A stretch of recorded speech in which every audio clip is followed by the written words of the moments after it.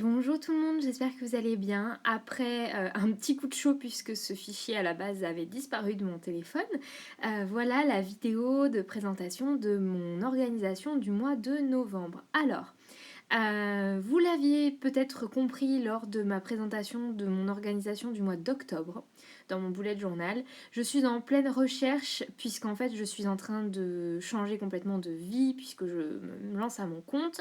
Et du coup l'objectif c'était de vraiment trouver une organisation qui convienne à mon lancement d'activité, etc.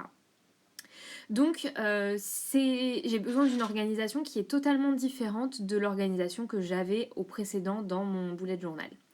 Je suis du coup en train de me tester, de chercher un petit peu qu'est-ce qui me convient. Donc ce mois de novembre, vous allez voir, c'est totalement différent des mois précédents. Vraiment, on est sur complètement autre chose. Puisque ce que j'ai fait au mois d'octobre ne me convient absolument pas. Il n'y a pas assez de place, c'est le bordel, je vois pas du tout où j'en suis. Voilà, ça me change, enfin ça va pas quoi. Donc voilà. Alors là, comme vous pouvez le voir, je fais ma page d'accueil du mois de novembre. Donc je fais une Dutch Door, ça s'appelle. Donc c'est tout simplement, vous voyez, une page que l'on découpe un petit peu pour faire ressortir un design. À l'intérieur, j'ai dessiné une tasse. Alors, je suis un peu déçue, j'ai fait la tasse, vous allez voir, je l'ai coloriée en rose. J'aurais peut-être pas dû parce que c'est pas hyper automnal comme couleur. Mais ça me ressemble bien. Donc je fais une tasse que je viens du coup dessiner au stylo à pointe fine, donc 1 mm. Ensuite, je vais venir la colorier avec mes feutres Koi, donc l'intérieur de la tasse à café. Et puis, vous voyez, enfin voilà, je viens colorier tout simplement. Ces feutres, ce sont des feutres un petit peu, c'est des dupes des Tumbo qui sont vraiment vraiment top. Moi, je les aime beaucoup. Donc voilà, l'idée c'est de venir tout simplement colorier ça. Désolée, on voit ma grosse tête en plein milieu. Donc maintenant je viens voilà gommer et je viens faire ma page. L'idée c'était aussi d'écrire le mois de novembre, je savais pas trop comment l'écrire. Là maintenant que je regarde la page, j'aurais bien vu aussi le long de la reliure, vous voyez, en grand. Mais bon, je l'écris dans la tasse. Voilà, novembre. Et puis je vais faire une sorte de... Vous savez, les petites bagues pour faire comme si c'était une boisson chaude au niveau de la tasse. Bon bref, j'improvise une tasse quoi, avec le mois de novembre écrit à l'intérieur. C'est pas parfait, mais ça me convient et voilà, c'est largement suffisant pour le, voilà, pour le début. Je suis pas hyper à l'aise sur le bugeot, je suis encore un petit peu en train de me chercher. En fait, avant je dessinais beaucoup dans mon bugeot, j'ai arrêté et du coup ben j'ai un peu du mal à m'y remettre, mais petit à petit je vais reprendre le rythme, j'espère, parce que clairement je suis un peu en train de tâtonner encore, mais avant je faisais vraiment plein de dessins et plein de choses sympas dans mon bugeot, donc j'espère reprendre à un moment donné. Là, je fais, vous voyez, plein de petites feuilles, comme si c'était des petites feuilles qui tombaient. Ça va vraiment rajouter un petit truc en plus et faire un truc un peu plus automnal, parce que vu que ma tasse est rose, j'aurais dû peut-être la faire orange ou un truc comme ça. Vu qu'elle est rose, c'est pas hyper automnal, quoi, comme tasse. Mais vous voyez, maintenant que je fais les feuilles, tout de suite, ça rajoute ce petit plus. Donc je fais ça un petit peu partout autour de ma tasse. Sur la partie de gauche, je vais faire une citation, tout simplement. Je vais intégrer une citation à l'intérieur de ma page de gauche. Avant ça, je viens du coup repasser mes feuilles au stylo noir, donc j'utilise un stylo de 0,1 mm. Souvent pour tout ce qui est dessin, j'utilise du 0,1 mm et après pour tout ce qui est écriture, j'utilise du 0,5. Je fais des petits tourbillons, ça c'est quelque chose que je fais beaucoup, des petits pour rajouter un effet de mouvement en fait sur ma page. Voilà, je range un petit peu parce que c'est important de garder un espace rangé et je vais venir faire un encadrement de ma Dutch Door, vous voyez. Je vais encadrer en fait tout simplement pour rajouter du volume et c'est hyper important. Ça c'est autre chose que j'ai appris lors d'une formation sur les pictogrammes et voilà la manière dont on peut, grâce aux petits dessins, eh bien communiquer. Et c'est hyper important en fait de rajouter un cadre ou de rajouter du mouvement dans une page, et le cadre autour d'une page peut vraiment tout changer. Voilà, là j'étais vraiment en train de réfléchir sur ce que j'allais faire sur cette page et finalement vous voyez je me décide sur une citation. Je trouve que c'est beaucoup plus logique. À la base je voulais faire comme le mois précédent, Je voulais faire un planning et puis finalement je me suis rendu compte qu'en fait je m'en servais pas. Je m'en servais au début du mois pour planifier mon mois et puis après je m'en servais plus. Peut-être que je vais le réintégrer puisqu'en fait vous allez voir j'ai laissé la page d'accueil de ce Bujo libre. Donc enfin le derrière de la page d'accueil il n'y a rien encore. Donc peut-être que je vais le rajouter. Peut-être pas. Je sais pas du tout ce que je vais faire donc on va voir. Euh, donc là, je rajoute tout simplement ma citation. La meilleure façon de prédire l'avenir, c'est de le créer. J'ai trouvé que c'était une citation assez intéressante et assez motivante. J'utilise un feutre de chez Faber-Castell. C'est un feutre à pointe calligraphique. J'essaye de faire un peu de calligraphie, de changer les typographies pour vraiment faire quelque chose de propre.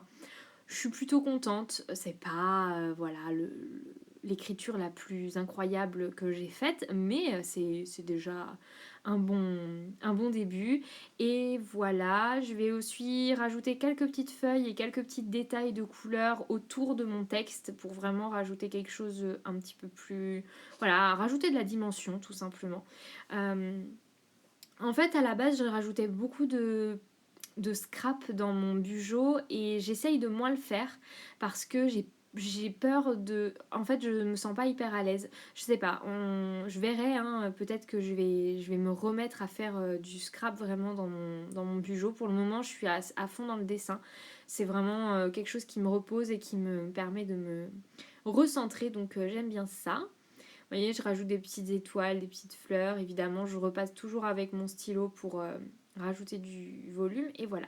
Là, j'étais clairement en train de réfléchir à ce que je faisais sur cette double page. Finalement, j'ai abandonné l'idée et je passe directement à la page suivante.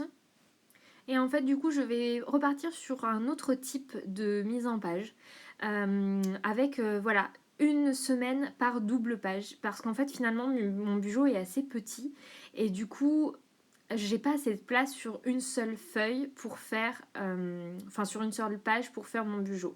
Donc je vais faire, voilà, là pour cette première double page, vous allez voir après, vous allez comprendre, je fais un cercle et je vais venir, donc là j'essayais et après je vais faire vous allez voir, je vais le mesurer parce qu'en fait c'était un peu aléatoire.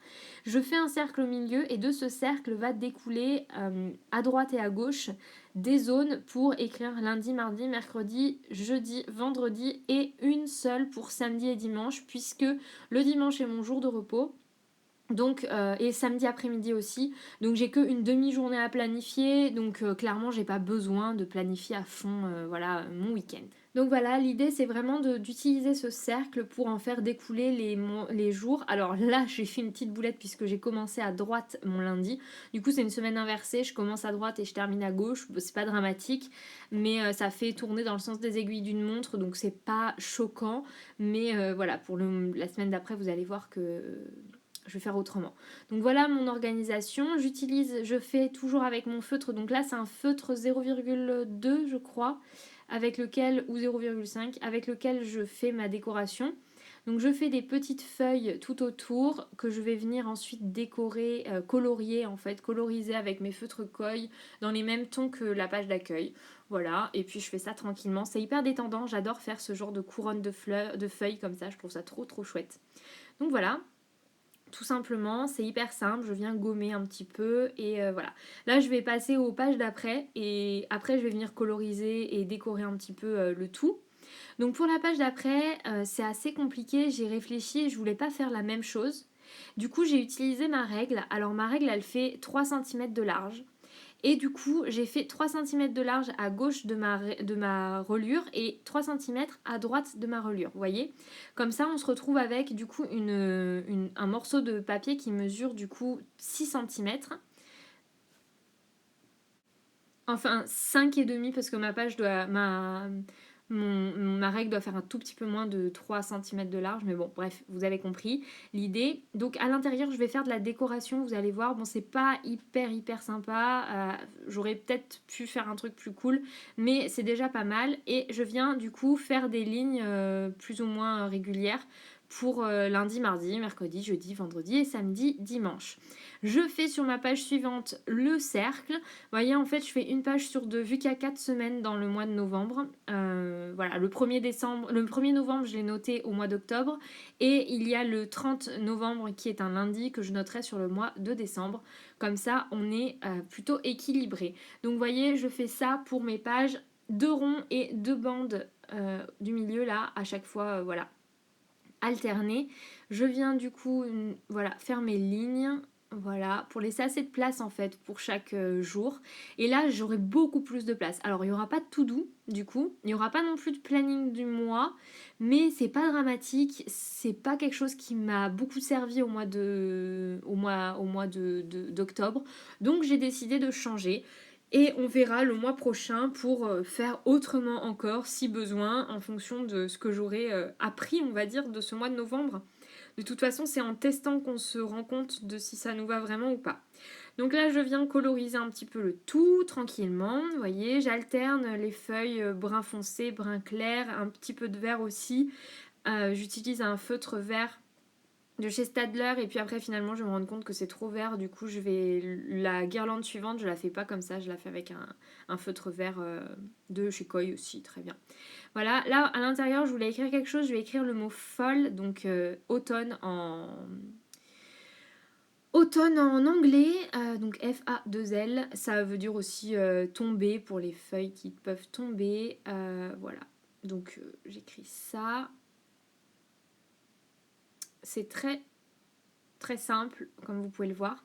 À l'intérieur de ça, je ne savais pas trop, donc j'ai fait ma deuxième couronne, le temps de réfléchir à ce que j'allais faire à l'intérieur de la grande bande du milieu. Sur Pinterest, quand vous cherchez de ce genre de mise en page, vous voyez des trucs trop beaux. Bon, moi à la fin, c'est pas hyper sexy, mais bon, c'est plutôt pas mal, hein. Je m'en sors plutôt bien pour ce que je voulais faire à la base. Donc voilà, pour ça, la petite couronne, je vous la passe rapidement parce que clairement, il n'y a rien qui change de la première. À l'intérieur de ce cercle, je fais tout simplement une petite citation complémentaire. J'aime beaucoup rajouter des citations dans mon bujo, ça me motive et c'est hyper inspirant, je trouve. Donc là, en fait, j'ai mon téléphone qui a planté. Du coup, j'ai pas pu filmer la fin de cette vidéo en direct. Donc là, je vous montre le résultat final et je vais vous expliquer un petit peu ce que j'ai fait. Donc déjà, ça, vous l'avez déjà vu. Voilà le résultat. Là, on a du coup des éléments d'une paper block pour faire une petite liste, tout simplement. Voilà, c'est rien d'extraordinaire. Page que vous avez déjà vue. Là, vous voyez, j'ai utilisé tout simplement des tamponnages pour intégrer à l'intérieur de ma bande centrale. Je trouve que c'est plutôt sympa. Et voilà, donc j'espère vraiment que cette petite vidéo bujo vous aura plu. Je vous fais de très très gros bisous. Je vous dis à très bientôt. N'hésitez pas à laisser un petit commentaire, un pouce en l'air, à vous abonner. Et prenez soin de vous, scrapez bien et à très bientôt.